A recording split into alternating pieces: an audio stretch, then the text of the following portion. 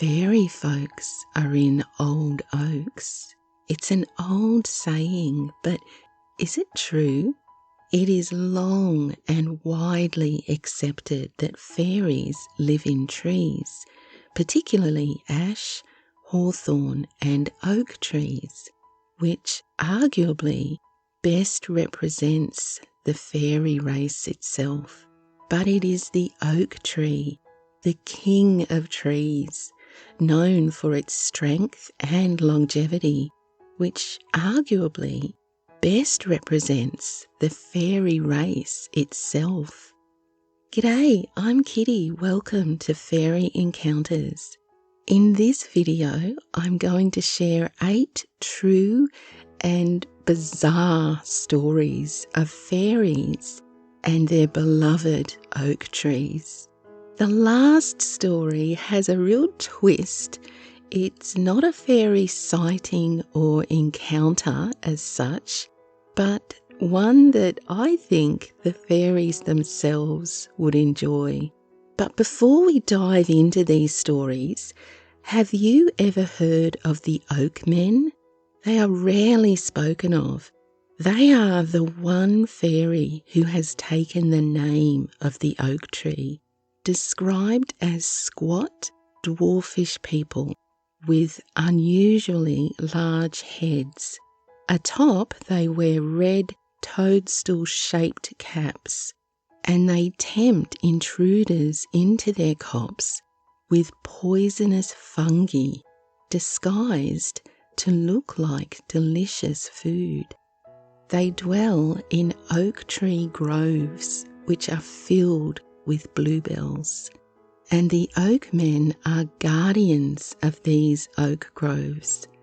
They're not friendly toward people at all, recognizing, no doubt, that apart from Mother Nature herself, it's people who are the greatest danger to their beloved oak trees.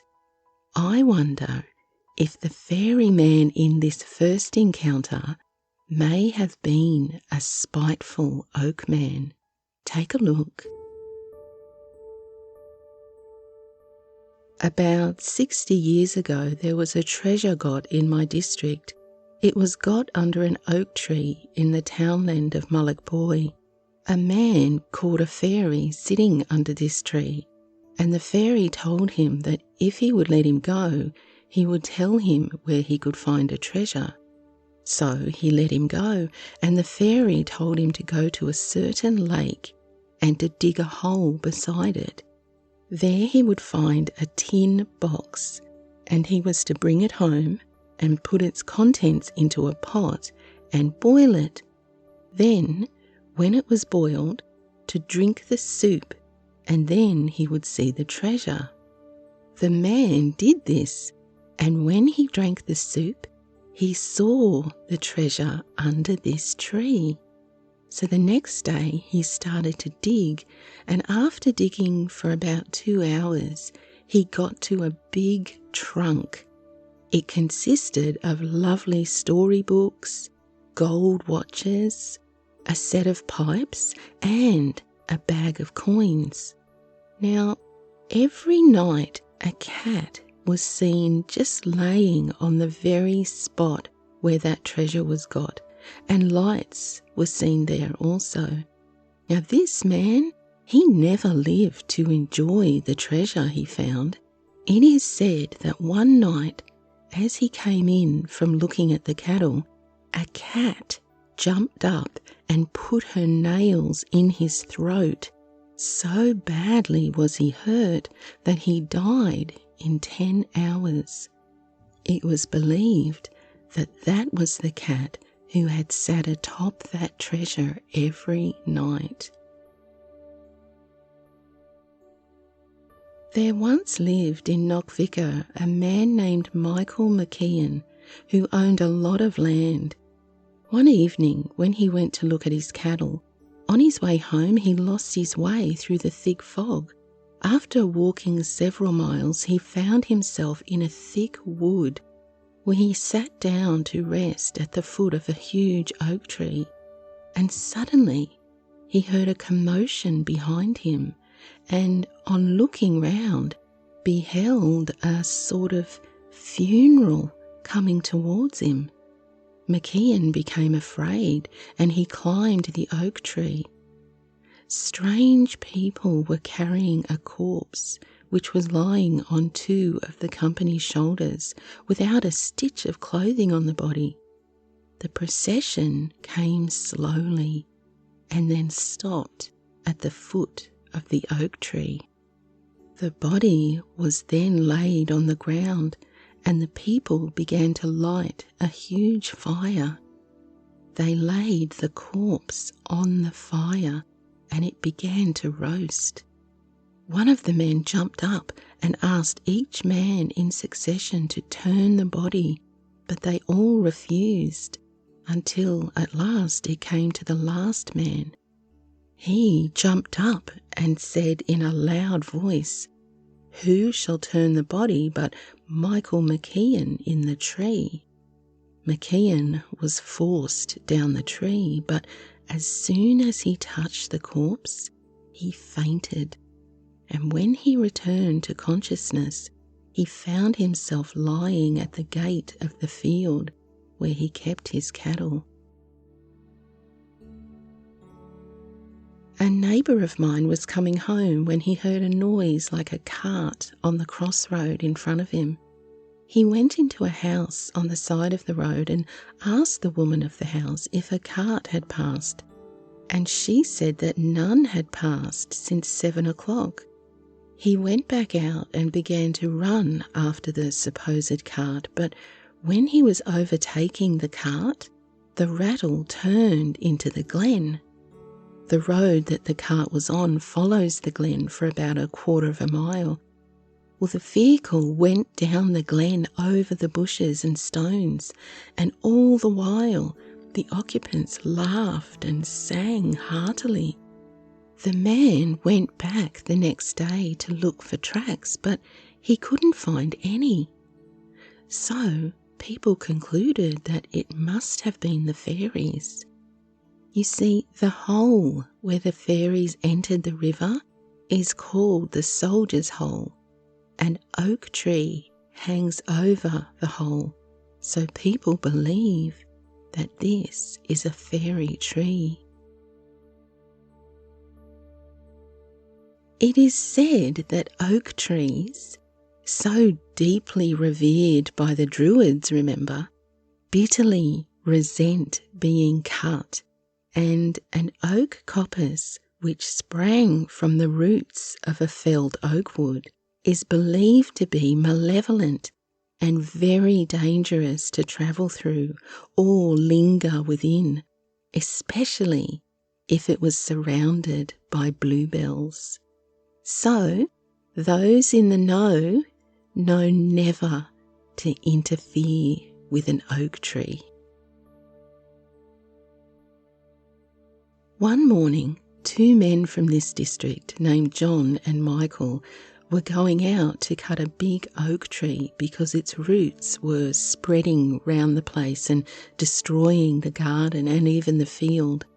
When they were about to cut the tree, a voice which came from the roots called out, "If you touch this tree, you will be dead before Christmas." Michael wouldn't heed the voice at all, and he said it was only a voice singing. But John said, "I know well it was a fairy because I often heard my grandfather talk about an oak tree that was around here, and the fairies always dance round this tree every night from 12 o'clock until morning. And my grandfather said that the fairies multiply in their numbers very quickly, and a tree that fairies get into, its roots spread and spread every year." "Well," said Michael, "I wouldn't believe that story." "Well, don't," said John, "but if you come with me here tomorrow night, we'll see if the story's true." When John and Michael had finished their supper the following night, it was 11:30, so they went straight on out to the oak tree, and there they saw fairies by the score, dancing as far out as the roots of the tree reached. In a little pocket of land in Tuam, not far from a wood under an oak tree, a man found a leaden box. It was a very queer-looking box, he said, unlike anything he had seen, and with a handle of pure gold. On looking inside, he saw a bundle of 5-pound notes and cheques. He shut it at once and ran home. On reaching his house, he rushed to his press and put the leaden box inside. On rising up in the morning, he peeped in, but the box was gone. He knew then that it was a fairy's belongings, and that they had come by in the night and taken it back. A rector was called out one midsummer night to visit a sick parishioner who lived about 7 miles off by road. A pleasant footpath more than halved the distance, so the rector determined to walk there. The footpath led through a strong gate to a field with a fairy oak in the middle of it and a stile at the other end of the path. The rector walked straight through the field, but when he got to the other side of it, the stile was not to be found, and what was more, the path had gone. The rector walked along the hedge, feeling for any possible gap, but there was none. When he got back, the gate had gone as well as the stile. He walked round and round that field, following the hedge for several hours, until suddenly the spell lifted and he found the gate. He went through it and back home, where he took out his bicycle and this time went by the road. Alexander, or Sandy Harg, a cotter in the parish of New Abbey, had courted and married a pretty girl whom the fairies had long attempted to seduce from this world of love and wedlock. A few nights after his marriage, he was standing with a half-net awaiting the approach of the tide. 2 old vessels, stranded on the rocks, were visible at mid-water mark and were reckoned occasional haunts of the fairies. In one of these wrecks, a loud noise was heard by Sandy, as of carpenters at work. A hollow voice cried from the other, "Ho, what are you doing?"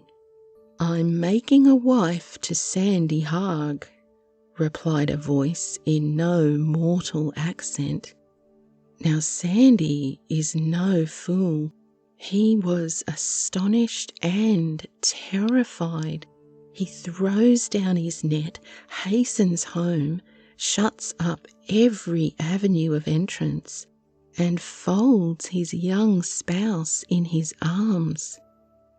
At midnight, a gentle rap comes to the door, with a most courteous 3 times touch. The young woman starts to get up, but the husband holds her in forbidding silence and kindly clasps. A foot is heard to depart, and instantly the cattle low and bellow, ramping as if pulling up their stakes. He clasps his wife more close to his bosom, regardless of her entreaties.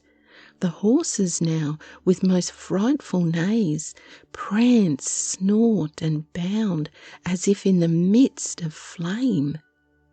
She speaks, cries, entreats, and struggles, but he will not move, will not speak, nor quit her. The noise and tumult increases, but with the morning's coming it dies away. Sandy leaps up with the dawn and hurries out to view his premises. A piece of moss oak, fashioned to the shape and size of his wife, meets his eye, leaning against his garden gate. Sandy then burned this devilish effigy. If you enjoy my videos, please consider joining me as a member of my YouTube channel. Your support will help me enormously to keep creating these weekly videos. Check out the notes below for more info on all the benefits of being a member. Now, I wanted to share this last story with you just for a giggle. It comes from Donegal in Ireland. In the middle of the brickyard at Tor stood a lone oak tree, which locally was supposed to be the home of fairies, and to which they retired every night. When spreading the bricks to dry, the workmen were always careful to leave a pathway to the bottom of this oak tree, so that the fairies could get to their home without stepping on the bricks.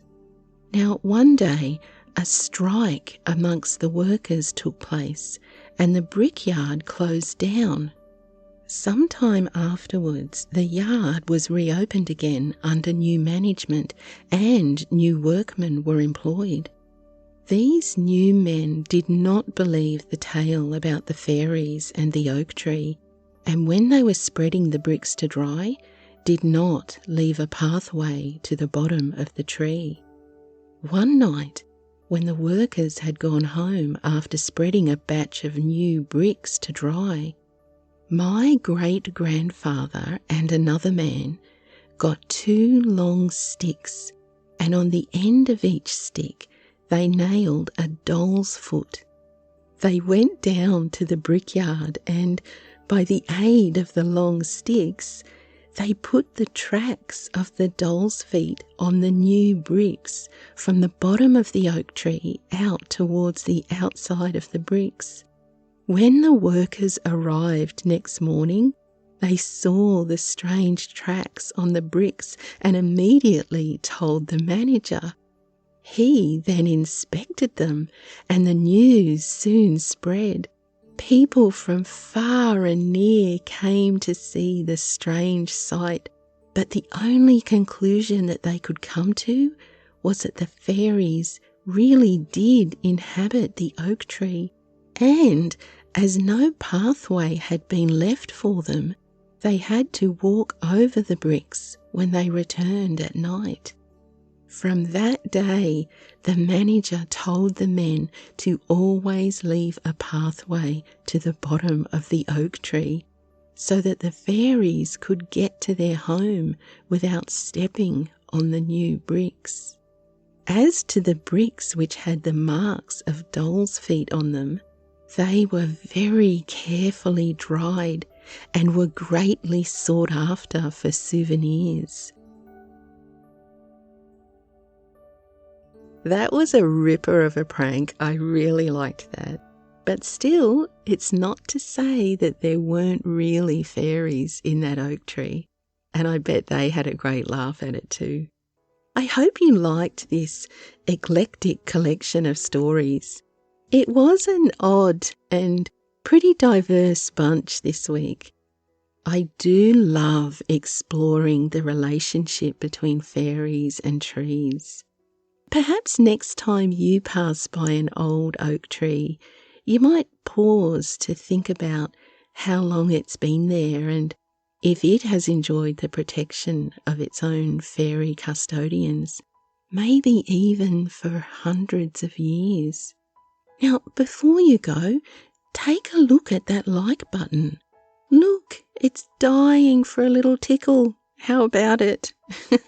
Okay, until next week. Stay curious. Cheerio.